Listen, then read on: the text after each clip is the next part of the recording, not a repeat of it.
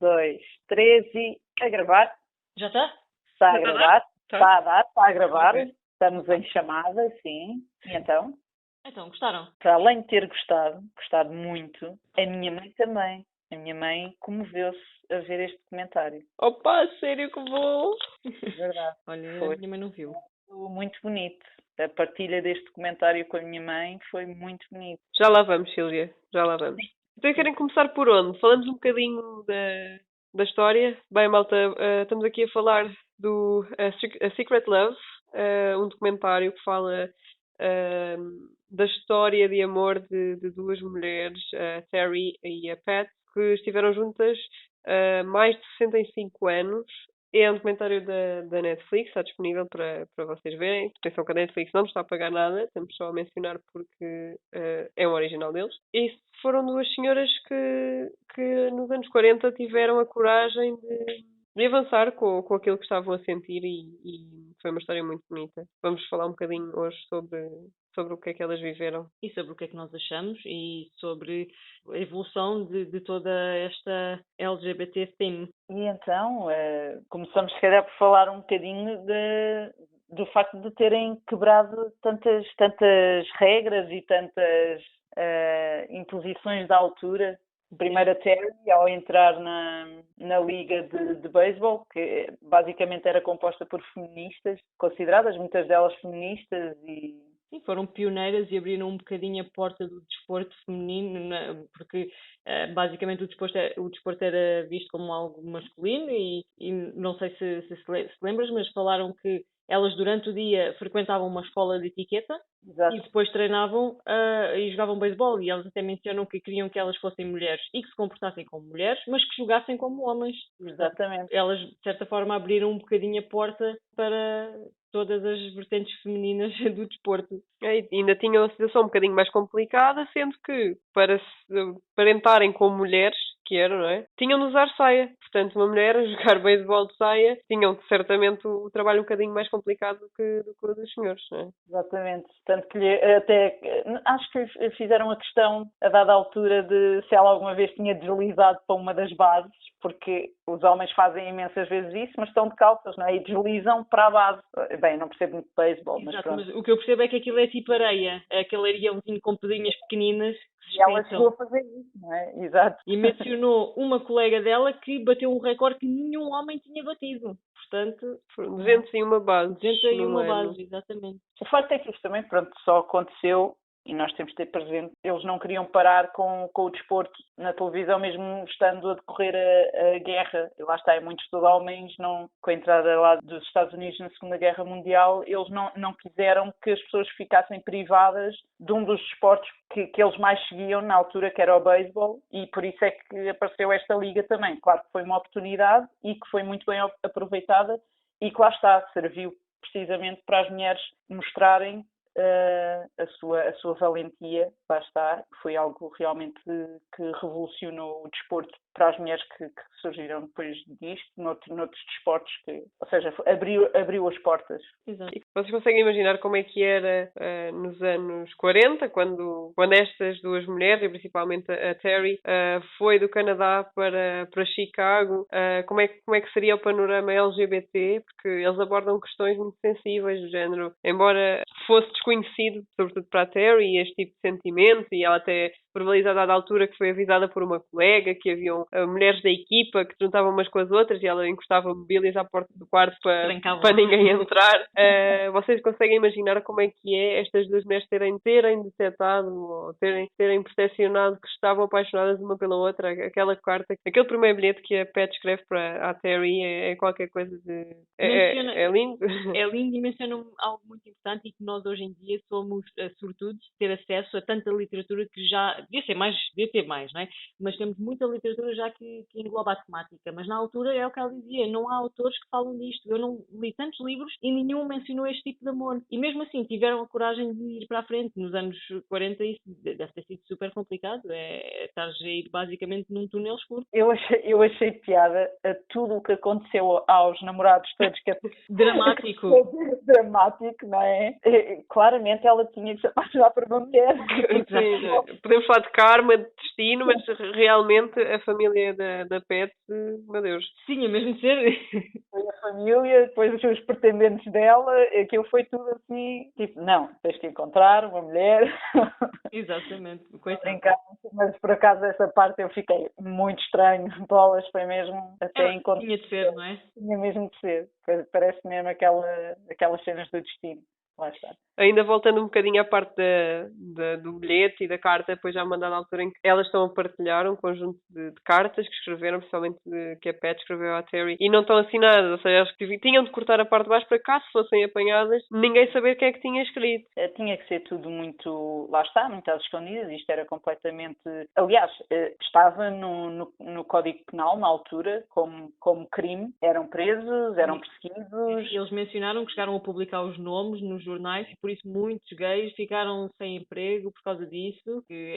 Eram perseguidos, atenção, os bares, aquilo era tudo secreto e elas disseram, elas nunca foram a nenhum bar desse género. O máximo que fizeram era ir a festas privadas, entre amigos. Faziam em casa uns dos Exatamente, outros. porque os bares tinham rusgas e era a polícia que entrava e levava-os todos presos. Sim, mas imagina a dificuldade que é tu confiares em alguém nessa altura, não é? Estamos a falar em plena Segunda Guerra Mundial, uns anos mais tarde, Claro. E certeza que devia ser difícil confiar em alguém e poder chamar alguém a mim, não é? Daí também ter aparecido depois, mais tarde, no documentário, os amigos, também o gay couple, não é? Os amigos que partilharam depois a vida com elas, não é? O que elas o chamavam grupo de a outra família, não é? Que basicamente é a comunidade. A comunidade fica um bocadinho a outra família. Sim, os que sempre souberam, porque elas assumiram. Após 62 anos de relação.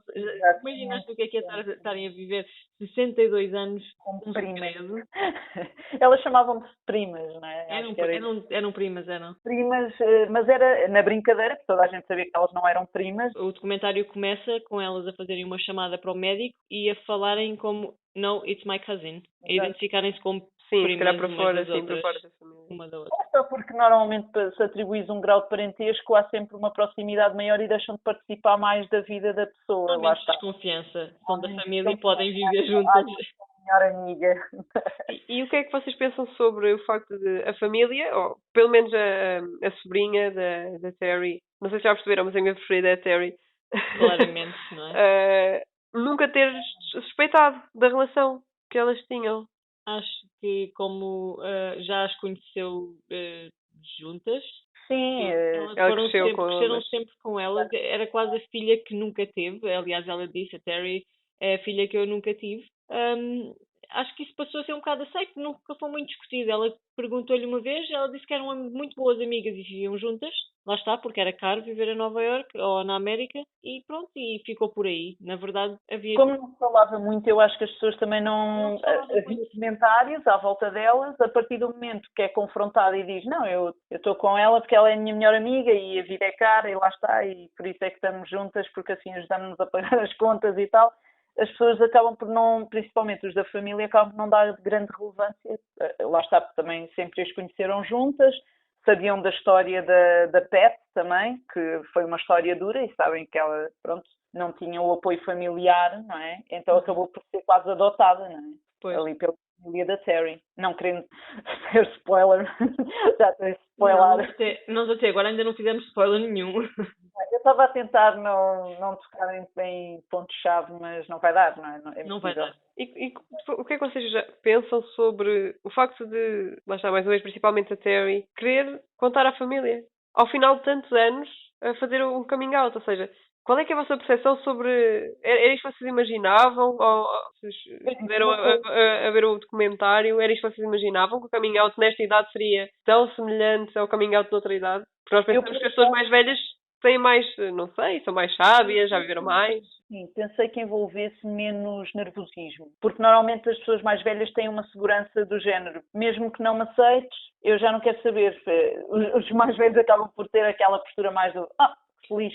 E a Terry não, mostrou muito nervosismo, principalmente em que a Diana não aceitasse, porque lá está, porque a tinha como filha e para ela ia ser uma dor muito grande. Eu acho que isso tem mais a ver com o que tu tens medo de se perder ou com a relação que tens com a pessoa, porque se calhar se for uma pessoa que ou não te importas tanto de perder ou não tens tanta a ligação emocional com a pessoa, se calhar não te faz tanta confusão se não for aceita. É tipo, ok, não sou aceito, mas pronto, fiz a minha parte, não é problema meu. Agora, quando tens medo de perder essa pessoa, se calhar tens um bocadinho mais de receio, porque tu podes não saber a opinião da pessoa e pensar sempre que vais ser excluída da família ou da amizade ou whatever, e tu não queres perder isso. É sempre alguma coisa que pode ser perdida e por uma coisa que tu não tens culpa. Sim, sim, sim. Mas achei, obviamente, aliás, é inevitável não te espelhares numa situação daquelas e pensares, e se fosse eu? Será que eu aguentava tanto tempo em segredo? Eu não me vejo a viver tantos anos. Eu não sei como é que elas conseguiram estar tantos anos juntas e não terem dito a ninguém, ou ninguém ter percebido, ou não ter acontecido nada que as denunciasse, entre aspas, não é? Elas tinham a sua comunidadezinha, não é? Mas quando iam a casa, repara. Quando iam a casa, entendes? Às vezes há aquele o toquezinho, ou um sorriso, ou os olhares que se trocam. Eu acho que era mesmo inocência da parte da família, que também não estava habituada. Lá está, não se falava, era uma realidade que não estava presente, lá está, era uma coisa muito sempre escondida e que acho que as pessoas não estavam atentas a esses pequenos sinais. Acho que era um bocado por aí, porque senão teriam entendido, porque eu, lá está, duvido que não houvesse um ou outro olhar ou um ou outro toque. Para nós seria, estas duas andam claramente. Claro que sim, mas ela diz que achava que o pai dela sabia, por exemplo. E eu acho que era um bocado como não é perguntável. Ou seja, se calhar, mas não, isto são coisas da minha cabeça. Que parvoíce, não vou perguntar sequer. Acho que não queriam. Não Com queriam. dois homens, se calhar tinha sido diferente. Exatamente, porque a relação de duas amigas. Exato, Claro. duas amigas é sempre, pronto, ainda não têm ninguém, então fazem companhia uma à outra e sempre andam acompanhadas uma com a outra, até é bom não andarem sozinhas, pronto, e é um bocado por aí. Dois homens se calhar não tinham aguentado tanto tempo uma situação, não sei, não é? Se calhar sai outro documentário a mostrar-nos uma história destas também com um casal, eu adorava ver. E agora o cerne deste documentário, não é? Porque isto não se passa nos anos áureos da vida delas, mas sim numa idade já tardia e com artérias já muito debilitadas devido ao seu Parkinson. Isto a mim parece-me uma velhice como de uma pessoa LGBT ou hetero ou cis, o que quer que seja. Não me parece aqui nada de diferente, a não ser, se calhar, o facto da sociedade não estar preparada para receber casais idosos que se identifiquem como queer. Porque tudo o resto, seja a mudança, o perder a casa, o abdicar de uma vida construída até ali, tudo isto é comum a qualquer pessoa mais velha. Completamente. Acho que qualquer casal se consegue rever numa situação destas e sabe que é uma realidade que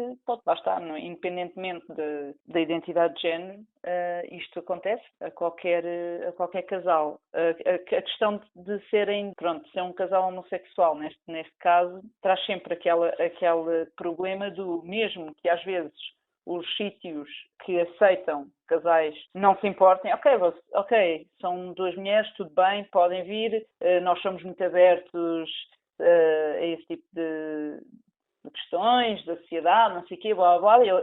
Ou seja, quem dirige os espaços pode ter essa mentalidade, mas quem está dentro dos espaços pode ter o preconceito, ou seja, tu quase que te arriscas a acabares por ir para um local desses, não é? Para um lar desses, e depois não conseguir estar à vontade com a tua companheira ou com o teu companheiro, porque os outros vão estar a olhar para ti de lado, ou podes sofrer, lá está, voltas a ir pôr mais.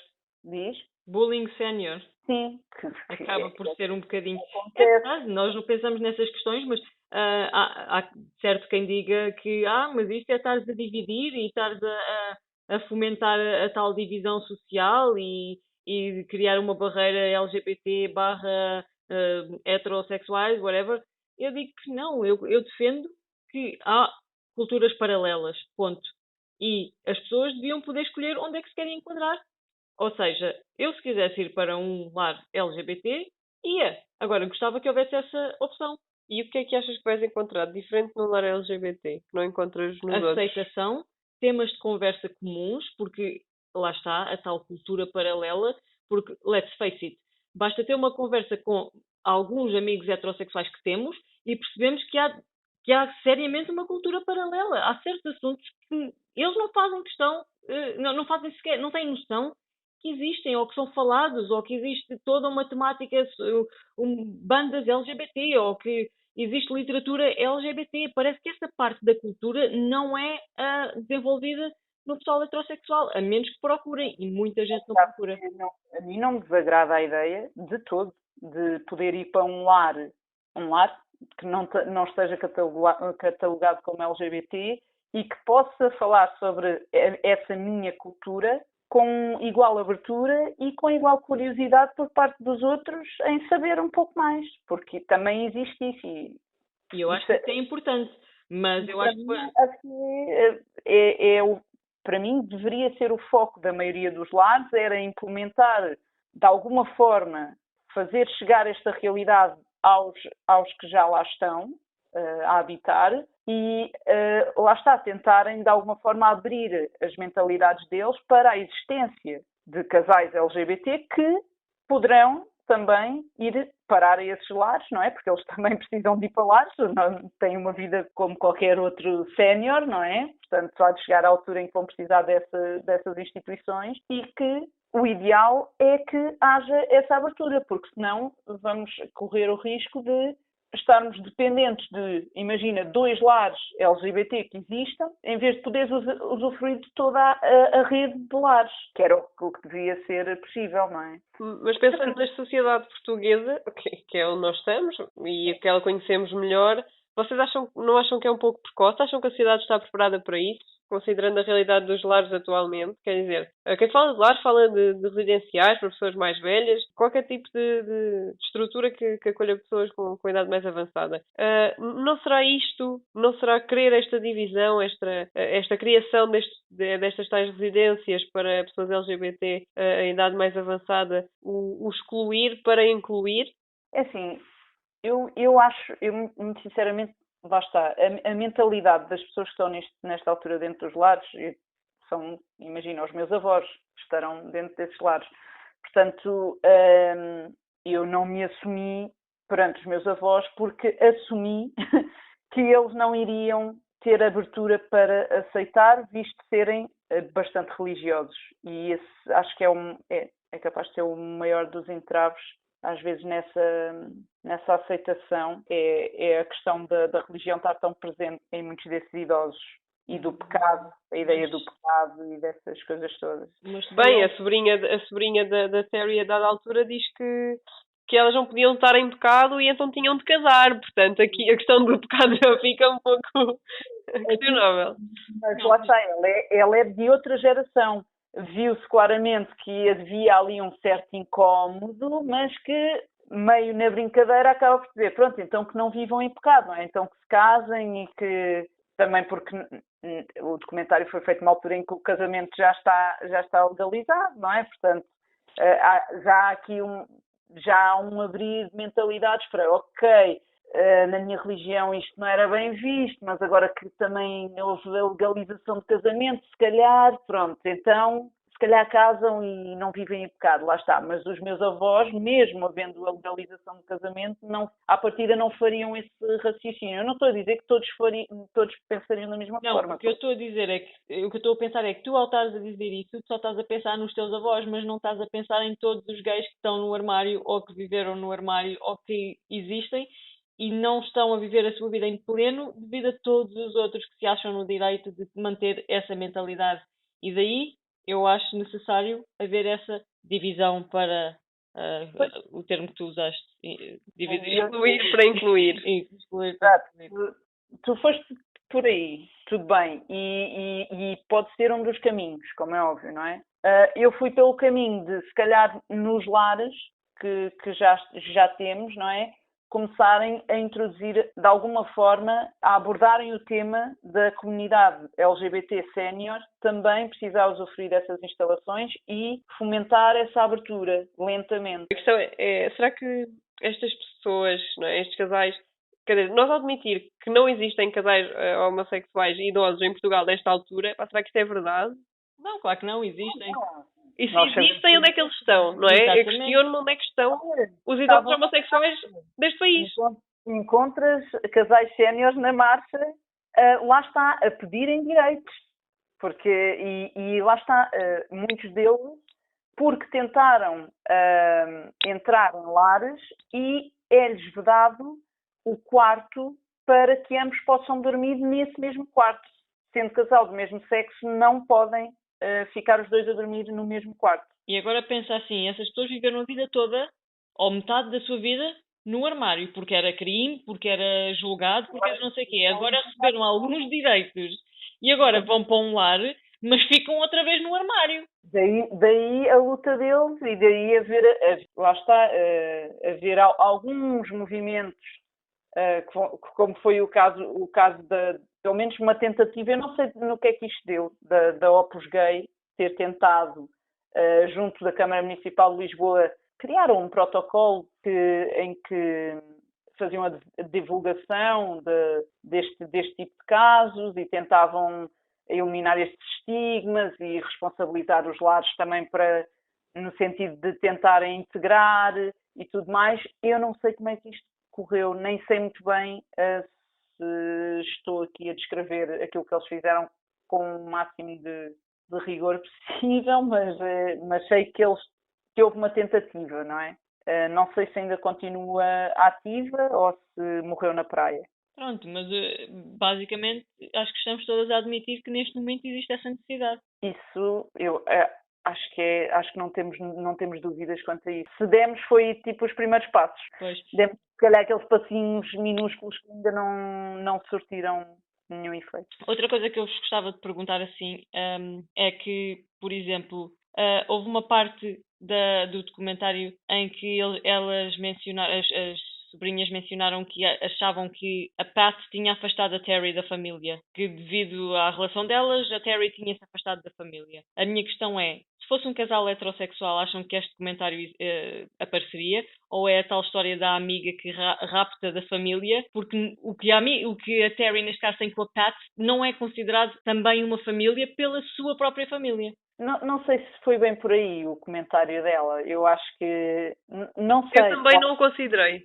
Eu também não considerei Eu assim. considerei havia ali um certo... Da parte da Pat com a Diana, era aquele... Eu consigo cuidar da Terry sozinha. Nós sempre nos tivemos uma à outra e eu consigo fazer isto sozinha com ela e conseguimos tomar as decisões sozinhas e tudo mais. Da parte da Diana, acaba por se sentir excluída. A Diana sente que não estão a valorizar a opinião dela, que está de fora, a observar, a constatar as dificuldades que a tia está a ter, o prognóstico está a piorar. Exatamente. Acho que havia um bocadinho de ciúme. Até a tia Diana tem ali um bocado de ciumeira com a Terry. Anda um bocado na disputa porque é querida de ambas, não é? Ambas a dada altura, a Pat refere que sente que a família da Terry só contacta com ela e só a considera por causa da própria Terry. Por a Terry gostar dela e por estarem ligadas, não é? Ela até diz everybody loves Terry. E é por isso que acha que a toleram. Exatamente. Não sabemos como é que agora, se a família continuar a contactar com a Pat, lá está. Mas... Eu acho que sim, já foram tantos anos e tendo a família da Pat rejeitado um bocadinho. Também acredito que sim. Quero acreditar que sim, não é?